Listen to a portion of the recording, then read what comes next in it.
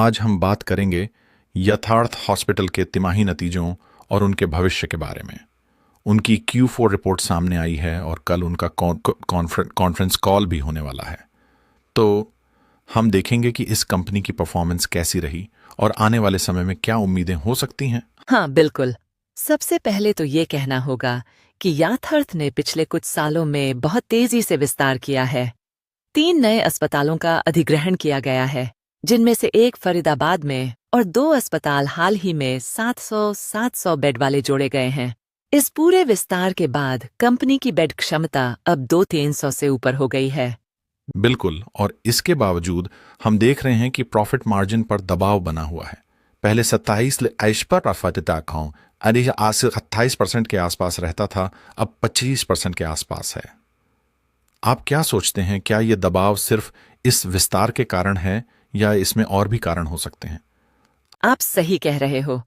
ये दबाव मुख्य रूप से नए अस्पतालों के चालू होने में हुई देरी और बेड की ऑपरेशनल कैपेसिटी से जुड़ी समस्याओं के कारण है।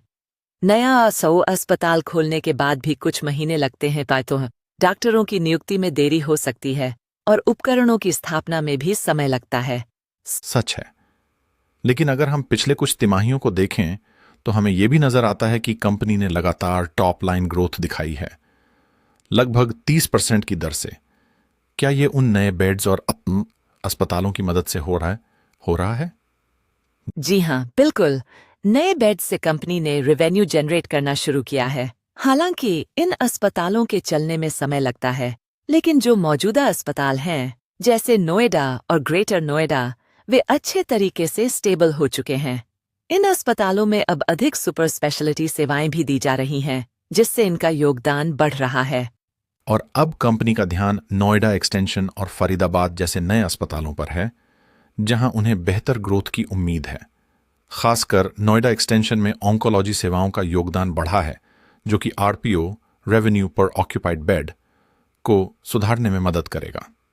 बिल्कुल, इस एरिया में बहुत बड़ा पोटेंशियल है।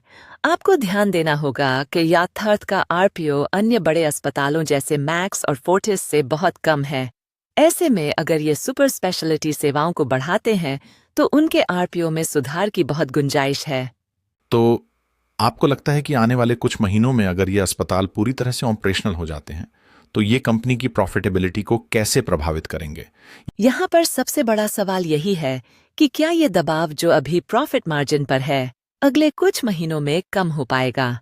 कंपनी ने पहले कहा था कि ये दबाव अगले 2 क्वार्टर तक जारी रह सकता है। अब ये देखना होगा कि Q1 में क्या होता है। और यही कारण है कि निवेशक इस कंपनी को लेकर उत्साहित हैं। यथार्थ ने अभी तक निरंतर 30% की टॉप लाइन ग्रोथ दिखाई है। अगर प्रॉफिटेबिलिटी में सुधार होता है तो कंपनी का स्टॉक रेटिंग भी बेहतर हो सकता है। बिल्कुल, अगर मार्जिन बढ़ते हैं और कंपनी अपनी योजनाओं को सही तरीके से लागू करती है, तो ये कंपनी और अधिक आकर्षक बन सकती है।